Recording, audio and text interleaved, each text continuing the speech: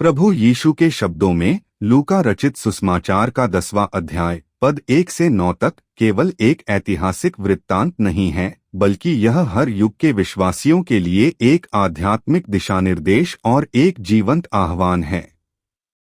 यह अंश हमें उस महान मिशन की याद दिलाता है जिसके लिए हमें बुलाया गया है, और यह उस मिशन को पूरा करने के लिए आवश्यक हृदय, दृष्टिकोण और विश्वास को प्रकाशित करता है।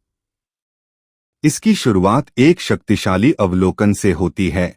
फसल तो बहुत है, परंतु मजदूर थोड़े हैं। आज की दुनिया में यह बात कितनी सच है। हमारे चारों ओर अनगिनत लोग हैं जो शांति, आशा और जीवन के सच्चे अर्थ की तलाश में हैं। वे एक ऐसी फसल हैं जो कटने के लिए तैयार है, लेकिन प्रभु उन मजदूरों को खोज रहे हैं जो प्रेम और करुणा के साथ इस कार्य को करने के लिए तैयार हों। यह हमें आत्मनिरीक्षण करने के लिए प्रेरित करता है। क्या हम उन मजदूरों में से एक हैं? क्या हम दुनिया की जरूरतों के प्रति संवेदनशील हैं और अपनी भूमिका निभाने के लिए तैयार हैं? यह एक निष्क्रिय अवलोकन नहीं, बल्कि कर्मठ बनने का आह्वान है। इसके बाद प्रभु यीशु जो निर्देश देते हैं वे क्रांतिकारी हैं। वे अपने शिष्यों को बिना बटुए, बिना झोले और बिना अतिरिक्त जूतों के भेजते हैं।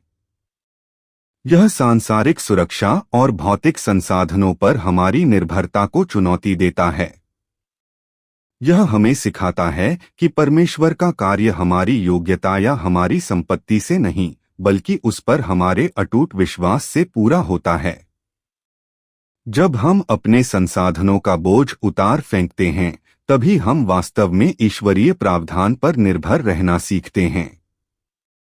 यह हमें विनम्रता और सादगी का पाठ पढ़ाता है, यह याद दिलाते हुए कि हमारा सबसे बड़ा साधन स्वयं परमेश्वर हैं, हमारी भौतिक संपत्ति नहीं।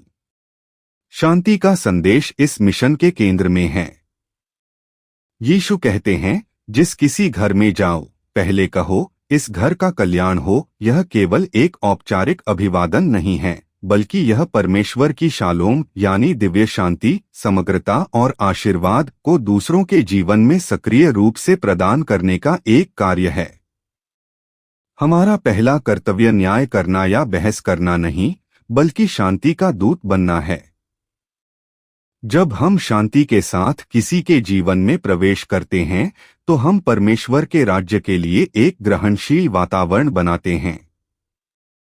अंत में यह मिशन केवल शब्दों तक सीमित नहीं है, यह कर्म में प्रकट होता है। वहां के रोगियों को चंगा करो और उनसे कहो, परमेश्वर का राज्य तुम्हारे निकट आ पहुंचा है। सेवा और घोषणा साथ साथ चलती हैं। लोगों की शारीरिक, भावनात्मक और आत्मिक पीड़ा को दूर करने का प्रयास ही सुसमाचार को मूर्त और विश्वसनीय बनाता है। जब लोग हमारे कार्यों में परमेश्वर का प्रेम और उसकी चंगाई की शक्ति देखते हैं, तो उनके हृदय परमेश्वर के राज्य के संदेश को ग्रहण करने के लिए खुल जाते हैं। यह अंश हमें चुनौती देता है कि हम अपनी आरामदायक सीमाओं से बाहर निकलें, सांसारिक चिंताओं को पीछे छोड़ें और पूर्ण विश्वास के साथ परमेश्वर के मिशन में भागीदार बनें। यह हमें याद दिलाता है कि हम सभी को अपने अपने शहरों और गांवों में भेजा गया है, हमारे कार्यस्थलों, हमारे पड़ोस, हमारे परिवारों में, ताकि हम शांति के दूत बनें, सेवा के हाथ बढ़ाएं और यह घोषणा करें कि परमेश्वर का प्रेम और उसका राज्य वास्तव में बहुत निकट है। आइए हम फसल की प्रचुरता को देखें और प्रार्थना करें कि प्रभु